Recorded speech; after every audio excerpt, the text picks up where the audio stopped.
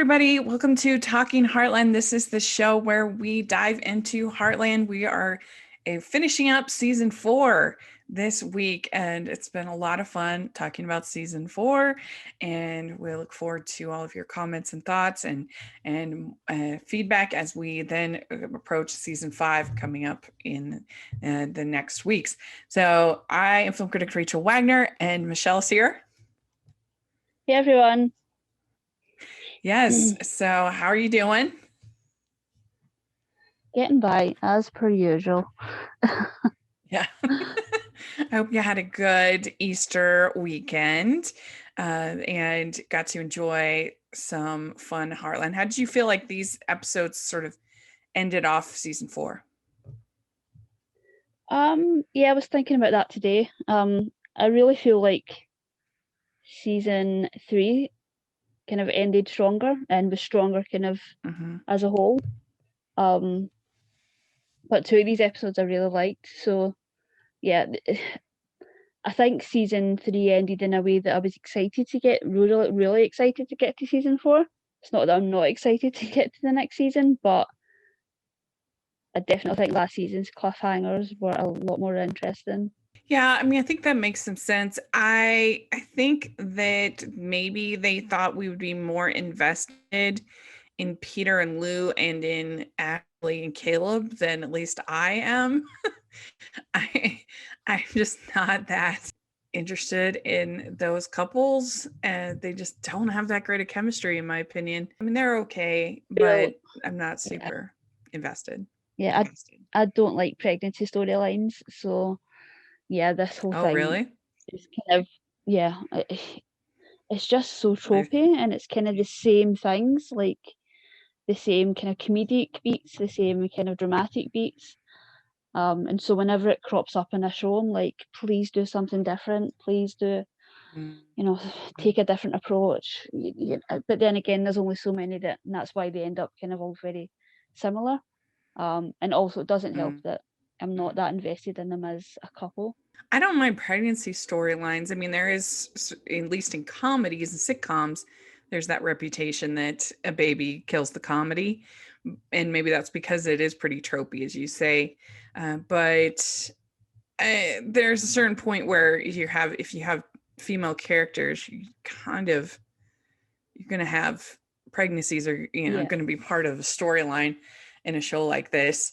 Yeah, well, given the fact that this was very quick, like Lou is so pregnant, like it's such a fast pace, this storyline. So that is one of the positive things, is it doesn't drag at all. Like it really just gets to the kind of beginning, middle, end, and within a few episodes. Yeah, well, and I do like the idea of a character like Lou kind of grappling with her ability to be a mother and the motherhood, and I think that's true to a lot of women that struggle with the idea of are they maternal? Are they? I know it's something I've struggled with, even though I haven't had a child. I've never felt like I was that good with children, and so my mom had babies when I was growing up, when I was in high school, and that was an interesting experience. But I think it sort of colored my views on that a little bit. It took me a while before I felt like I was a maternal person. I know there's some people who's just like, they're such baby people. Yeah. And I'm not one of them. I'm the same. Yeah, it's never been something that I've ever wanted for my life. And I guess that's kind of part of it. So there is a little bit of a disconnect for me, and I understand that that's, not the case. So the first episode that we're going to talk about is called Never Surrender. And the summary is Caleb's rodeo buddy Bryce returns from Afghanistan in a wheelchair and asks Amy to get his horse back into condition so that he can sell it. Amy would rather convince him to try riding again. Caleb's wife, Ashley, has still not returned from Italy. Jack gets a call from the Foothills Cowboy Hall of Fame, but it turns out it's not for what he expects. So overall, what did you think about this episode? I like this episode. Obviously, it's got Jesse Hutch, so that immediately just makes it a good episode, in my opinion. Mm-hmm. But I will say that the one kind of negative thing I had was it was so similar to the Horse Whisperer movie. Like the entire plot was just beat for beat, kind of very similar. Oh, really? Have you ever seen that movie? And no, I never have. Yeah, That's with yeah, Robert Redford. yeah, yeah. It's like a really early, like Scarlett Johansson role. Mm. And she's the one that gets into an accident. And she has to learn how to, get on her horse again and to ride again and to trust her horse again. And a lot of that was very similar. Like even the way um Bryce gets onto the horse, like all of that was just kind of, I was like, oh, that that's the same as that movie. Yeah, interesting. I didn't realize that. That makes sense. So you have the episode starting out with Amy is hired to put Miles on a young horse. Mm-hmm. And so that happens. And then also you have Ty coming to help jump Amy's car. So they're interacting a little bit more. Yeah. And you have Mallory is back at the ranch brushing Copper after Jack's kind of stunt in the previous episode. And so what do we think about Mallory with her work in the diner and this kind of plot with her? Yeah, I think this, it's so funny. She's so good in these episodes of like playing the comedic element. Mm-hmm. How old is she supposed to be? I think 15. Because she seems a little young to be working at this diner. I mean, I know teenagers work and everything, but I don't know, for this kind of a job, for this, Mm-hmm. she seems a little young to me. Yeah, I know for me, I think my first job was 16. Mm-hmm. And even at that, it was like below minimum wage. It was like a 16-year-old kind of rate. So yeah, I Mm-hmm. don't know how that works in. And Yeah, I didn't have a part-time job until I was in college. I worked for my dad off and on doing, different things for his business. I wanted to desperately.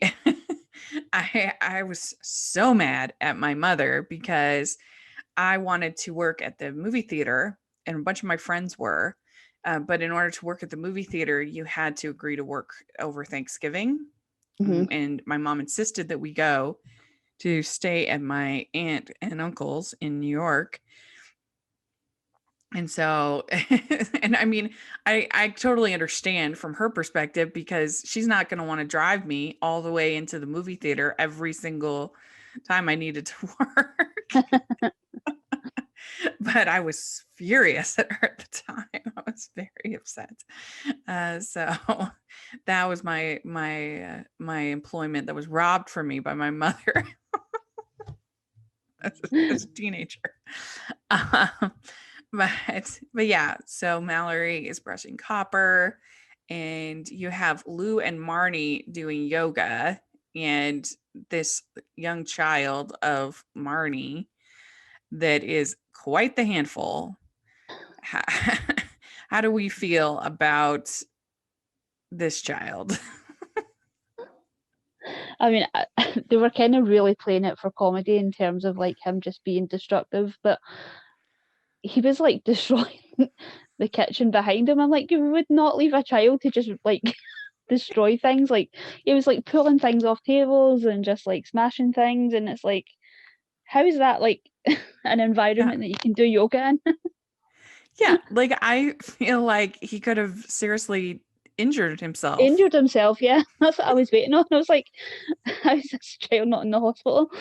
Yeah, because if he had like pulled well, I mean, forbid a knife of some kind, but there's lots of other stuff in the kitchen that are dangerous. I remember like the first time I had to go to the hospital, it was because my brother pulled a sheet that was all on like the top of a wardrobe, and he Uh-huh. pulled it and there was like a huge speaker on top of it, like those old like 80s wooden speakers, and Uh-huh. it came down and like landed on my head and I had to get rushed to the hospital. So yeah, that was like a situation that I was expecting. Me too. Me too. That was a handful, that baby. Like, what is he doing? And Jack was just kind of like, what is happening here to this child? You also have Mallory trying to sell Jack a new hat. Yeah. And Yeah. that was kind of funny, I thought. uh, and so the main part of this episode is with this disabled veteran and his horse, and he's played by Jesse Hutch. And he is pretty bitter, and he says, I don't want to do anything the para-assed way. So he hasn't quite accepted his injury, and he thinks that he can't have any experience with this horse. He's going to sell his horse, and he wants Amy to sell it. And yeah, what did you think overall of this sort of plot line? Yeah, I like that. You know, like I said, I'm kind of in two minds because it was very similar to Oh that yeah, movie, but I do wish we'd maybe gotten like a two-parter, because it felt like he was kind of not given a huge amount of room to kind of play all the kind of aspects of, you know, his PTSD, you know, all of that kind of stuff. It felt very rushed, and he obviously has some kind of emotional issues with anger and frustration. And I would yeah, have liked to have seen that kind of his friendship with Caleb kind of fleshed out a little bit. yeah. Because I that could would have see been that. interesting. Yeah, because Caleb's had a lot of, you know, issues as well. And it would have been a nice to kind of see them bonding about that.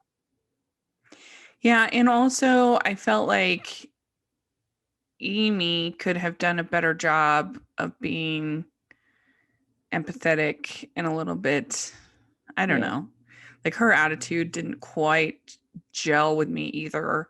Of considering when he says to her, "Thank you for bringing it all back," Hmm. like that that should have been more devastating to her, I think. And Hmm. obviously she's worried, she's upset, but it's pretty devastating, you know, that he's had to put himself away from all of his previous loves and previous relationships and everything. And I mean, it would be nice if in one of these stories the girlfriend doesn't leave the the vet that's disabled. I feel like that's always in the plot line. Yeah, my girlfriend left me after I was disabled. I'm like, what's wrong with these girls? Come on. Yeah. I feel like also sometimes Amy's just she doesn't she doesn't know when to kind of push and to when to stop sometimes. Yeah. And I feel like again, if we'd maybe gotten two episodes of like to really tell this story, sensitivity on her part. Yeah. Whereas, you know, she kind of had to get him to a point by the end of the episode. Because I know they like to have Amy be an expert on everything, but I think in this case, she probably was out of her league and should have immediately brought in the experts who deal with Hmm. this, you know, the situation on a regular basis. And then she finally does when she brings in uh, Lauren Barwick. Yeah. I would have liked And to have seen more of her and Scott in this episode, yeah, in this plot. I agree. And Lauren Barwick is a Olympic medalist in para dressage. Hmm. So that's jumping, right? I think it's jumping, but it's also kind of like the kind of I don't even know how to like refer to it, like the horse kind of dancing, where it kind of Mm-hmm. trots and kind of like the only time I've ever watched. I mean, I watch all this kind of Olympics. It doesn't matter what sport it is, I'll watch Mm-hmm. it. Same. But I know like, Sarah Phillips is the Queen's granddaughter. She's really into kind of that world. And she was competing in the Olympics, and so I was really watching it at that point. And I think that's kind of a similar thing that she does, Mm. like that kind of dressage kind of stuff. Yeah. So Amy does the test ride, and it's a total disaster. It does not go well at all. and you have this whole scene afterwards with Ty and Caleb and what's his name? Bryce. Bryce. I was gonna say Jesse. And Ty offers him a beer and he takes it as an insult. And they get in a kind of a fight. And he I don't know, like you said, he obviously has some major issues and needs some therapy. Mm-hmm. So I don't think that was necessarily resolved in the episode. And I agree, it probably would have been better to have it be a multi-part episode. Mm-hmm. And it's too bad he couldn't have been like a regular character because I think it would have been very interesting. Yeah, that is one thing like I would like to see in Heartland going forward, is just a little bit more diversity. Okay, well, so you have that situation, and then you also have they have a message for the Cowboy Hall of Fame. And first, Jack's pretty excited that maybe he's pretending he's not excited, but he seems like he is excited about the fact that they might have him be inducted into the Cowboy Hall of Fame. Turns out it's Tim, and they want him to give a speech for Tim. And so Jack is obviously struggling with that. And what did you think about Jack and Tim in this one? Yeah, I like this. This is probably my favourite part of the episode. Mm-hmm. You know, I'm not the biggest fan of Tim, but whenever it's Tim and Jack, I feel like it just adds like, I'm just waiting on like the punchline with them whenever they have scenes together. Mm-hmm. One of them to storm off. They either storm off or there's punches being thrown for no reason. Yeah.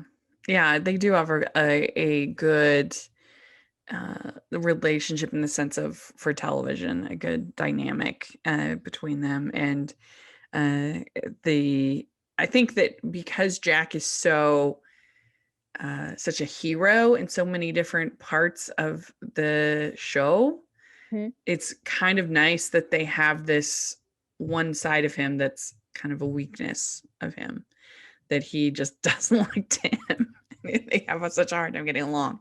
He's struggling with the speech. And then we have Marnie, her water breaks. So she's going into labor and they have to figure out what to do with this child. And Scott comes and he's there and he's great with the child. And so that seems like that would have been an interesting place for Peter to have shown up. Yeah, because he is back at this point, isn't? No, he's not. Next Is he episode. not back yet? I forgot. Oh, he's Uh, not back yet. You're right. yeah, he comes back next episode. But yeah, Scott comes in, he helps with the baby, and the baby's crying for Auntie Lou. She's kind of freaking out about it. And then we also find out that Ashley's coming back. And we get a little scene with Tim and Jack talking because Lou ends up having to go to the hospital with false labor. And so Jack misses the speech and Tim says, "Oh, I bet you weren't even going to give a speech. You didn't have anything." And he says, "No, I had a speech." And so he gives this little speech and he basically says, Tim is an SOB, but he's family. So yeah, what did you think about all of that shenanigans with the false labor and everything going on? Yeah, again, like the second that happened, I was like, "Oh, is this like the Braxton Six plot line?" Because Right. that's always like a thing. But yeah, It is really true. nice. If you had a list of pregnancy plots, we have kind of checked them off here. Check. Braxton Hicks. False labor. Check. Yep. But I liked the end of the episode. I thought that, Jack's speech was really good. And it kind of ties into kind of the episodes going forward in terms of like where Jack is with Tim at this point. They're a little bit more on the same page. Jack has kind of welcomed him more into refers to him as family at this point, whereas a couple of seasons ago, that's definitely not where he was at. That's true. And in the end, when it really mattered, he came out on top. There we go. And we do get to see Bryce successfully ride his horse. And so that's kind of the ending of that story. Mm-hmm. And so what would you give this one, 1 to 10? 8. I would give this an 8. Yeah, it was pretty fun. I agree. I'll give it an 8. We just want to take a break from the show just to have a little check-in before we go on in the show. So we actually want to talk about our sponsor for this week, BetterHelp. In 2021, it's definitely okay to talk about your mental health, about your happiness. Humans aren't meant to keep everything inside. It can make us sick, and therapy helps. But what is therapy exactly? It's whatever you want it to be. Maybe you're not feeling motivated right now. Maybe you need some tools to help. Maybe you've got stress, insecurity, problems in your relationship, are not dealing well with things going on in your life. And that's what therapy can be. And whatever you need, don't be ashamed, because normal humans struggle and they start to feel better, and that's okay. It's good to start to feel better because you deserve to be happy. And now you don't have to worry about finding an in-person therapist near you to help. BetterHelp is customized online therapy that offers you video, phone, or a live chat session with your therapist, so you don't have to see anyone on camera if you don't want to. The good thing is BetterHelp is much more affordable than in-person therapy, and you can start communicating with your therapist in under 48 hours. Join millions of people who are seeing what therapy is really about. See if it's for you, because you are your greatest asset. So this podcast is sponsored by BetterHelp and Hallmarkies Podcast. Listeners can get 10% off of their first month of Better at betterhelp.com/Hallmarkies. That's betterhelp.com/Hallmarkies. Okay. So then we have Burning Down the House. This is the next to last episode in the season. Tim and his girlfriend announced that they are selling the ranch and moving to California. But one of Tim's old girlfriends comes back and claims that Tim is the father of her son, Shane. Ashley finally comes home. Ty is having trouble just being friends with Amy. Ashley decides to go to school in British Columbia, and Caleb is not sure if he should go or stay. What was your overall thoughts about this episode? I mean, I was glad that Ashley kind of came back, even though it kind of went the way that I expected. I was glad we could have pushed forward with that storyline. And the Miranda Shane thing, I mean, I was kind of spoiled a little bit, because I knew that Shane was like a character going forward. So I knew when they showed up that they were going to be sticking around in some shape or form. Yeah, again, it's kind of like a kind of trope of, like, the guy that's kind of, a bit of a loose cannon, finds out that he's a son kind of, later in life. And I think I'll be able to kind of judge it better kind of when I've seen more of like how it's handled. Mm-hmm. But for now, I really like the dynamic between Tim and Miranda.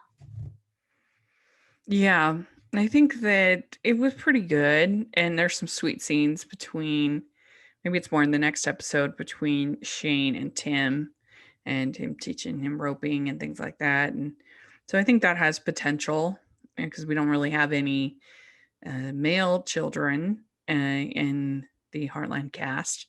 It's all female. And so it could be kind of a fun dynamic. And you have also some things going on with Mallory, with Lou and Peter. There's lots of stuff going on in this episode. I did think it was super cute, the whole thing with Amy and the kitten in her coat. Yeah. That's really cute. And Jack.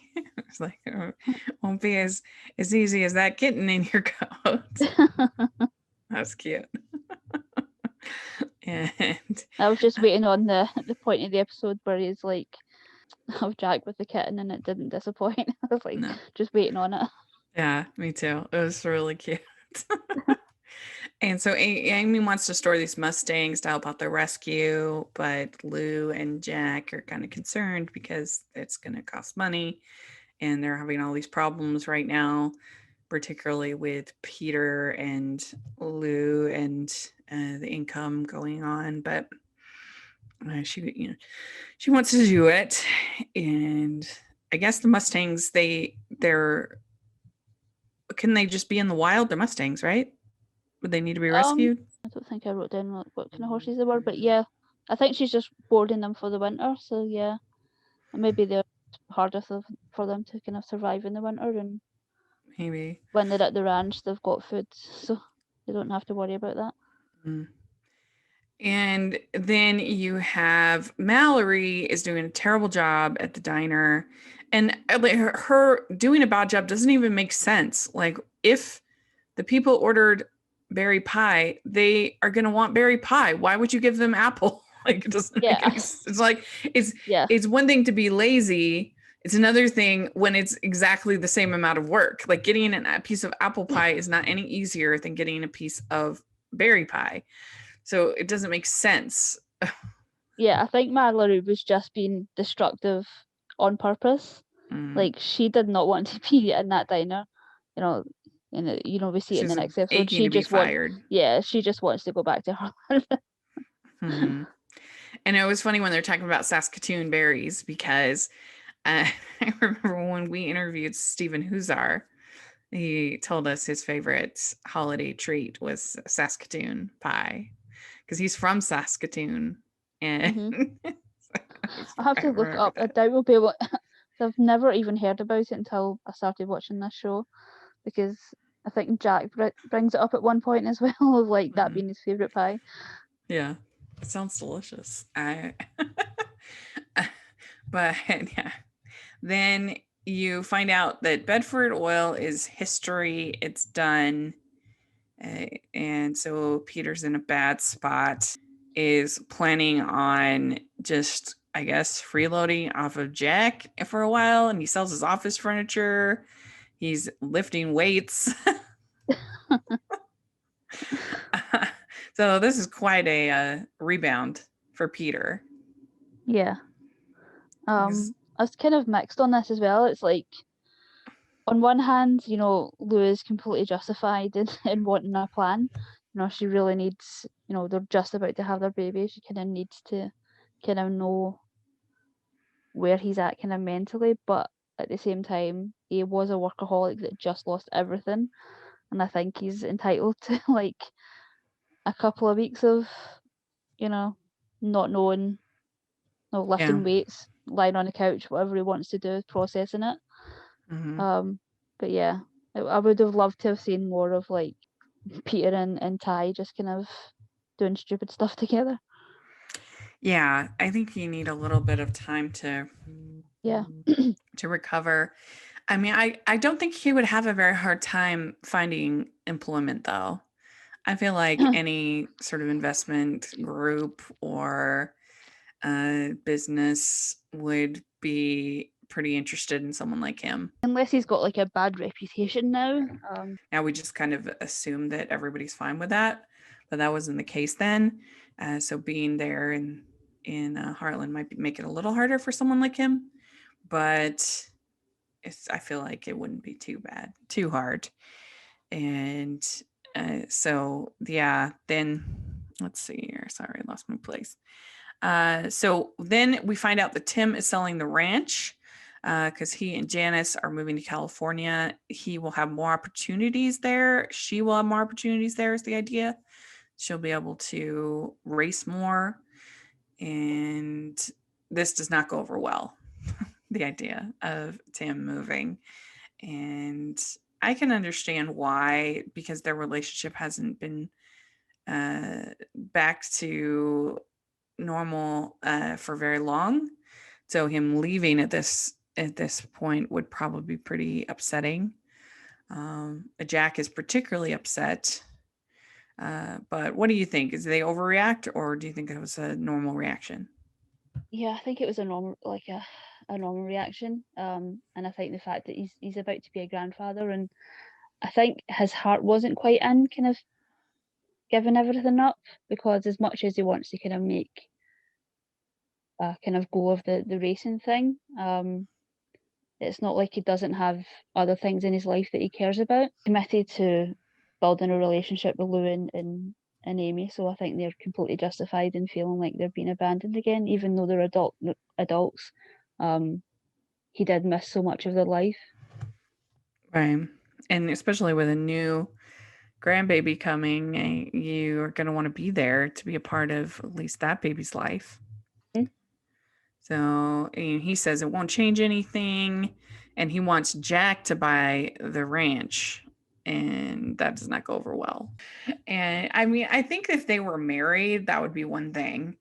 But when you're moving, I mean, I would never move for a girlfriend or boyfriend situation. I would need to have a ring on my finger to move, I think, unless it's within the same town or whatever. To move across the country or to another country, I mean, it's a question whether you even could get a visa. Yeah, exactly. Mm-hmm. I suppose we would be kind of setting up business there, but yeah, again, it's such a big commitment in terms of, you know, them not really being in a relationship for very long, and they've already spent so much time apart. So it's hard for me to kind of see them as this sort of, I mean, if it was Jack and Lisa, I would definitely understand Jack's struggle more than I understand Tim's. Right. Because it feels like if you were going to kind of put like a list of pros and cons, it just wouldn't be very even. Like, it's kind of a no-brainer that you should stay in Heartland. Yeah, that's true. Yeah, I agree. And so then we have Ashley coming back. They had the world open to her by what's his name in Italy. So she's struggling with the idea now of being in this trailer, even though she literally just got married. So I don't know. What did you think about this with Ashley? Yeah, I kind of expected this to be the storyline going forward. But and it is, you know, understandable. It does happen when you kind of, that first time you travel and you realize how big the world is, and how much there is to see. Mm-hmm. The idea of being kind of tied down, Yeah, is not as appealing as it once was. I just wish we got to see more of Ashley. That's the kind of the thing. I just wish we got to kind of see more of, you know, her kind of journey, as opposed to just kind of these kind of check-ins that we keep getting. Yeah. Because all of this we've kind of seen from Caleb's side. True. That's true. Yeah, we never got to see her over in Italy, you know, kind of having her world blown away. And I mean, I guess part of it to me is that I've gotten kind of disillusioned with the whole idea of college being the solution to everybody's problems. I mean, I loved college. There's no human being who loved college more than I did, but it's not certainly, especially if you're going to go into debt, which isn't a problem with Ashley because of her mom, but it's not the solution that it used to be. At least I think is getting a college degree is going to like open all these doors, and maybe not. She might end up going to college and end up waitressing again. There's lots of people with college degrees that are waitressing. Not there's anything wrong with that, but I don't know. It's a little hard for me to get invested. It's like, this is the solution, compared to if I had watched this when this came out, I would have been way more on that side, if that makes sense. It's harder to have that social journey when you're married, I think. Yeah. So not impossible, but it's harder. So there's that going on between Ashley. She starts out going back to waitressing, and as Soraya says, Mallory sucks at waitressing, so please come back. Evidently, these are the only teenagers that could work in this whole town. There's nobody else. No, none. It's about having a whole high school. And so Ashley goes back, and she just hates it, and she quits. She quits her job. And so that's This reminded me of like a moment that I had when I'd kind of went off work for like an extended period of time, just for like my mental health kind of deteriorated and I just needed time off. Mhm. I left work for, I think it was like a month, and I went back, and there was like a kind of work situation where my boss was really mean and unreasonable and just kind of a bit of a bully. And I went back on my first day, and like half the day was fine, and then she just kind of said something that was so kind of rude, of like, Mhm. don't say anything like uncomfortable or difficult to Michelle or she'll disappear for a month. And I just like put my stuff down and walked out and never went back. Love an epic quit. That's one of my favorite things in the whole world. I wasn't quite as dramatic as her, but I was like, oh, Yeah. appreciate that. I mean, she didn't really have that good of a reason to quit. She was just like, she was I just can't. frustrated. She was just like, I want to be back in Italy with Marco. Yeah, with Marco. So Amy kind of frustrated me in this episode because she sees that Ty has a message from Blair and she has a stink about it. And it's like, you actually kissed Chase. Yeah. You actually kissed Chase, and you admitted that it meant something and you felt something, and you continue to work with him and have a relationship of some kind with him, and yet you are so stinky about Blair and Ty that didn't mean anything to him, and that he said didn't mean anything to him, and that she even admitted finally that she was just manipulating and using him to get at her ex. And so why on earth is she behaving this way? You think that she, of all people, would be able to see what is happening. And I don't know, she was just irritating me. And it's like, you are the one that is more at fault than Ty here. Yeah, and you can't blame Ty for Blair's feelings or whatever it is, or her actions. Like, he never called her, he never texted her. This is all coming from Blair. So yeah, you can't really judge Ty for something that, Blair's doing. And again, they're not together. So if he wants to have a friendship with her, even though you would be crazy to do so, that's his decision. All right. And he says, when are you going to stop bringing that up with Blair? She says, I'll stop when it stops hurting. I'm like, what? You are more at fault than he is. If anybody should just let this all go, it should be you. But I mean, I guess since the thing about this show is that we forget how young Amy is. And so, because she's having this very mature relationship. Mm-hmm. But sometimes that youth shows through. Yeah, and again, it's kind of strange because this show is kind of promoting them as like, this is kind of the central couple, the endgame couple. Mm-hmm. And I don't think this was kind of like the strongest plot point for like a season-long arc. Right. The jealousy stuff is hard enough, but for it to last a whole season, it's pretty rough. Yeah, the best that it offered was when Ty got punched in the face. I think that was the best bit. That was pretty exciting. We also have Lou. She is worried about Peter, of course, and she decides to send this fancy crib back that they had gotten. Evidently, they spent a lot of money on this nursery. It's like, it's the fancy stroller, fancy crib, fancy.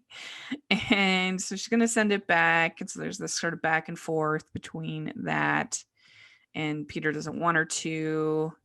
And Peter gets very upset. And at one point, he's actually like venting his emotions out on the truck. Mm-hmm.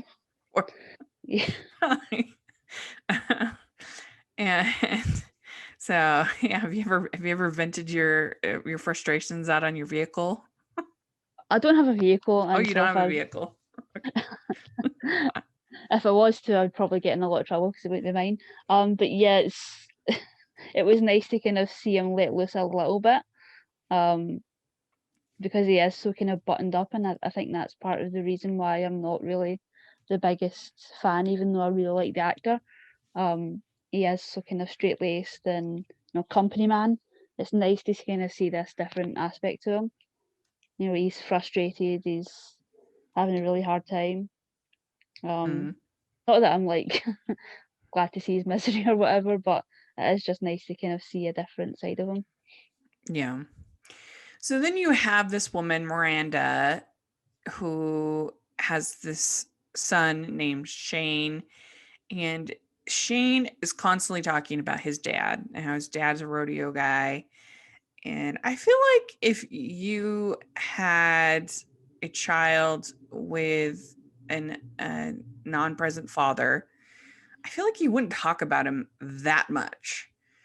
I mean, I know it's Shane talking about him, but still, I feel like she's been talking about him a lot to giving him all these ideas of all the great things and all this. I don't know. I just feel like you would keep the details pretty minimal and you wouldn't want to talk about it for the most part. I guess everyone's different, but yeah, I think maybe I kind of took it as she'd maybe given him a couple of things of like him being kind of a rodeo guy and an all around kind of horse guy, and Shane's imagination is just sort of ran with it. But yeah, it was a little bit like they pushed it a little bit too far to the point of like the second or third thing he said, it's like, oh, he's kind of making this up. Right. And so it was not a surprise to you when you learned that Tim is the father of Shane. It was pretty predictable. I wasn't sure we were going to find out if he was the father. I thought it might have been a cliffhanger because we were supposed to be at the end of the season. And I'm kind of glad we got that answer. But I wasn't too shocked. And it's really, I think this episode builds it up really well for the finale because you do kind of see, Amy and Shane really bonding, and it's like, oh, we're watching like a brother and sister bond, but they don't know it. And got me really kind of excited for the fallout of that. Yeah. And Tim gets the DNA test, as you said, and he finds out that he is the father. I did think it was a little bit funny when he runs into Lou at the clinic. It's a very quick DNA test as well. Yeah, that's true. And, rapid test. And I mean, I'm surprised that Lou didn't just say, hey, do you want to come and, the appointment or whatever, since she was all alone. Her dad was there. But anyway, maybe she wanted to be alone. And Peter says, this is me trying to be okay. This is my process. And so then they end up putting back together the crib, Lou and Peter. And those kind of things are a nightmare to take apart, and like they're a nightmare to put together, first of all, but then once you take them apart and then like the different sockets and stuff like that become kind of harder to get tight. And I don't know, it's just not a good idea to take that kind of stuff apart once you've suffered. Put it together, never take it apart. I think rather than return it, I would just sell it on like Craigslist or something like that. Yeah, it depends if they're going to like reuse it, but so just like keep it all together, and like they've got plenty of storage. Just keep it together. We also get this whole scene between Lou and Janice, where Janice is trying to sell the idea of California to Lou. Yeah. And she's not having any of it. Yeah, Lou kind of goes for the jugular. I was like, oh, she's not holding back. And so then Janice says, I'm going to California anyway. And I don't think that's a loss. I haven't really liked her character at all. Yeah. I like Miranda Frigon as an actress, but I just didn't like this character. Don't think the relationship was really built up to last. And I'll be sad to see the actress go. But yeah, I won't miss a character. Yeah, and then Ashley is questioning what she wants to do with her life and the idea of going to this college. And so that's kind of the ending of the episode. So what would you give this episode 1 to 10? Maybe like a 7.5. Yeah, Yeah, I'd say it's kind of a filler episode, so I think that's fair. All right, last episode is called Passages. And this episode is Ty and Amy take on a pair of Clydesdales with the help of Sugarfoot. Lou's water breaks while Peter is out of town. When a horse-crazed boy and his mom show up at Heartland, Tim learns that he's got a son that he never knew about. So we found that out actually in the last one. So we have Lisa bringing these Clydesdales. They're going to be part of a parade of some kind. But they have behavioral issues. They're like an old married couple. So Amy's going to work with them. And that was kind of cute with Sugarfoot. Yeah. Yeah. Whenever Miss Bell shows up, I'm like, okay, where's the Sugarfoot scene? Mhm. How's he going to be a part of the episode? Yeah. And he always fixes horses for Amy. And I appreciated the fact that they had the scene with Mrs. Bell and Ty and saying, like, I supported you and you're wasting my money. And because that's something I had actually thought about when he's just flaking off school and everything. And I'm glad they kind of addressed that. Yeah, that was really good. Mhm. And I'm glad because Mrs. Bell is just such a like sweet character, and it was nice for her to kind of really kind of put him in his place of like, I'm investing in your future. Yeah. You know, I expect you to kind of do your part. Yeah, I like that because it starts out with Ty. He's late for his test, and so he has another. So he's rushing out, and he has another message from Blair, which is going to upset Amy, and they have a fight later on. And Ty says, "I can't go down this road again," and I agree with him. And the audience can't go down the road either. Yeah, that's right. And then we have Tim to Miranda and saying, you built the fantasy, not me, of this perfect kind of father and everything, to Shane. And Shane thinks that his mom likes Tim. So there's this kind of thing going on. But you get these nice scenes of Tim teaching Shane roping.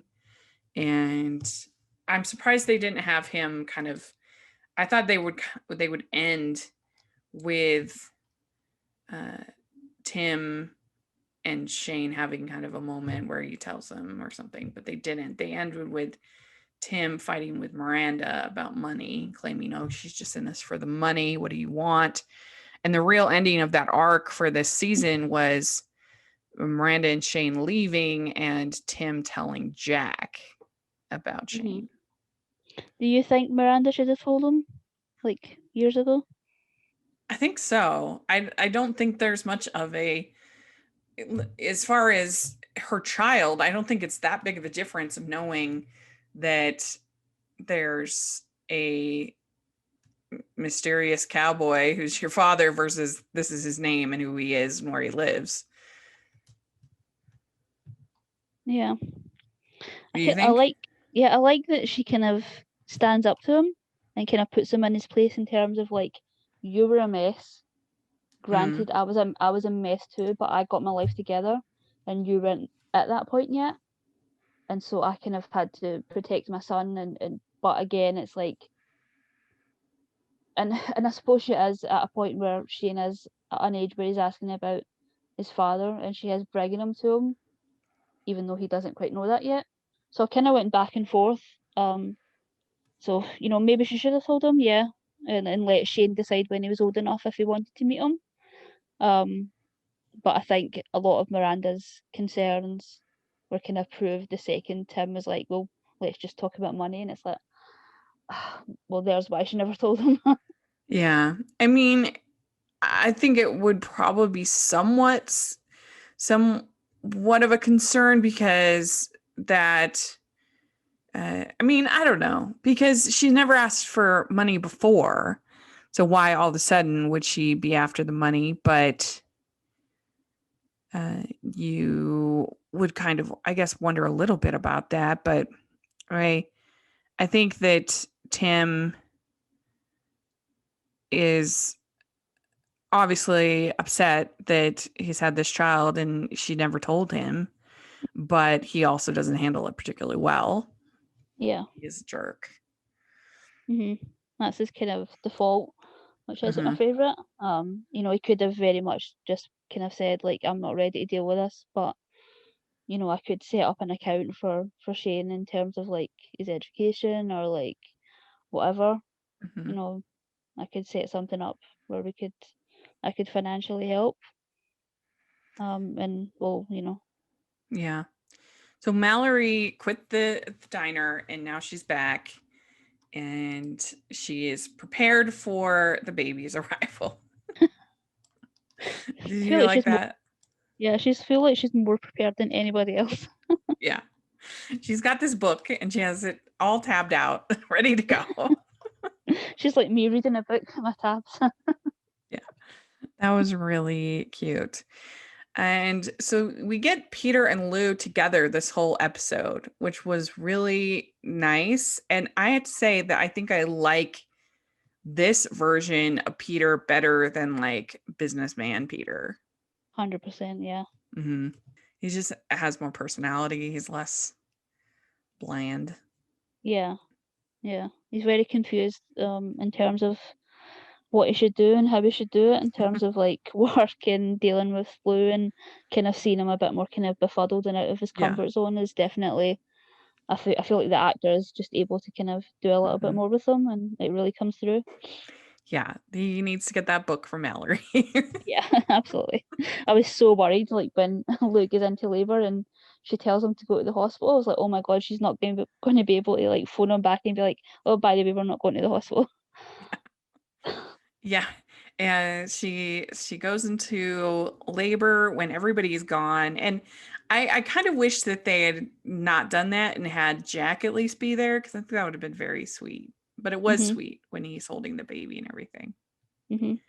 But it would have been fun to have Jack there when they're trying to reach Tim. They are able to reach Peter, and so he's on his way back, but they're not able to reach Jack. I thought it was a good moment for a character when Lou says, what if everyone isn't cut out to be a mother? And I think that is a real thing that a lot of people feel. And especially as she's lost her mother, so she doesn't really have that kind of support either. I think that kind of adds a lot of complex stuff for Lou. Yeah. So then we also have Ashley and Caleb fighting over Val's involvement in their life and over the school thing. And are they going to be able to do long distance? And I guess my question is just, is this the only school? This is the only one that they can go to? I guess. Well, did I say that? I think she said that Val kind of like pulled some strings, because this is like a university where she kind of can get all of her high school stuff finished. Because she hasn't graduated from high school. Yeah. So right. I think she goes to this college and she can finish high school and go straight into the college part. Yeah. So she's pretty late in terms of applying as well. Yeah. So then you have Peter, he's helping Lou with the breathing. You have Mallory with her book. And Peter went to lunch with potential businessman and it went great. So that's looking better. And Lou is having the baby. And I just like when Lou's like, shut up, Peter. Yeah. That's funny. And so then Peter arrives and Mallory faints, which was really funny. And she was like passed out for a long time. I mean, obviously they're more concerned about the baby, but it was a long time before anybody helped her. And everybody sees the baby, of course, and then Ty and Amy hold hands. You see Jack with the baby and everything. It was fun. I liked it. And you have the Clydesdales, Amy working with the Clydesdales throughout the episode, Sugarfoot helping and bonding with them. And then you have a scene between Caleb and Val, and Caleb apologizes to Val. and says that that they're going to BC with Ashley. They're going together. And that kind of disappoints Val. It was so Her funny. plan, her scheme. I was at the beginning of the episode when he kind of accuses her of like plotting and she kind of denies it and storms out. It was like, you never know with Val if she's like plotting or if she is being serious, but it was so funny when he says that they're going to like move together and you just see her like, you realise she's been plotting this entire time. Yeah. And so they're off at the end, but that's the end there. And you have Miranda and Shane leaving and Lou having the baby, and there we go. So what did you think about this episode 1 to 10? Maybe an 8. I kind of brought it down a little bit because I don't think it was really a strong finale. In terms of like cliffhangers and things. I feel like it was, very much like kind of all tied up at the end. Yeah. That's true. I don't know. I kind of liked it. I thought it was sweet with everybody and the baby, and I liked it better than the first one, which was what did we give that one? I think 7.5 we gave the one previously. Or an 8. I don't know. I'll give it like an 8.5. I liked it. I thought it was a sweet little episode. So yeah, we'll be on to season 5 next week. So let us know what you think of these 3 episodes. We'd love to hear your thoughts. And Michelle, where can people find you? On Twitter at Michelle R. Benson. Great. And you can find me at Rachel's Reviews, all over social media, iTunes, YouTube, and on Rotten Tomatoes. So please check that out. And also make sure you're following the Hallmarkies Podcast all over social media. And if you're listening on iTunes, please leave us your ratings and reviews. We really appreciate it. And if you are listening on YouTube, please give this video a thumbs up and subscribe to the channel. We appreciate that so much. We also have our Patreon group, which is a lot of fun. And we have our merch store, which has Heartland inspired merch. So please check that out as well. And thanks again, everybody, for listening to season 4 recaps. And we'll be on to season 5. And we'll talk to you all later.